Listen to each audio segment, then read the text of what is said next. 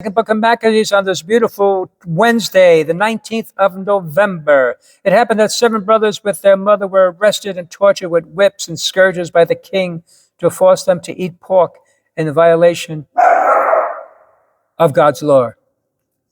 Wow. Most honorable and worthy of this everlasting remembrance was the mother, who saw her 7 sons perish in a single day, yet bore it courageously because of her hope in the Lord. Filled with noble spirit, she stirred women's heart with manly courage.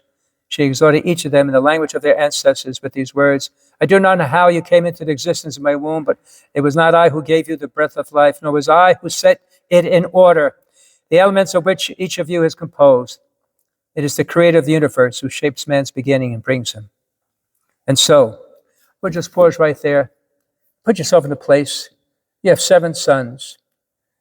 And if they don't eat pork, guess what? They're going to be put to death and be tortured to death. And there's the mom. You would think mom would say, son, just eat it. It's only pork. God understands. What's the big thing?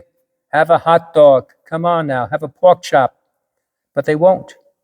And what the mom does, rather than what I just said, she says, no, you guys, there's a God who gave us life. Therefore, you must honor him. And sometimes we see different rules of the church or in our faith, and we think, well, they're not important. But what these rules says that God comes first, even in the small things. If the God has asked us, they believe not to eat pork, then we will not. We may dismiss it as being trivial, but no. First and foremost, I will obey God, not just in the big things, but even in the little things.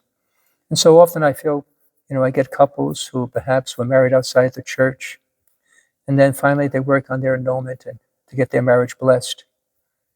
And I thank them for that, because they didn't have to do that, but they did it because it's obedience. This is what God asks of us. I may not like it, and I may not even agree with it. I may not see what's the big thing. When you live a life of obedience, God is pleased. And God will bless you when we live that life. So may all of us then, when our job is obedience, and God's job is to take care of everything else. Live obedience to God's words. Bless you.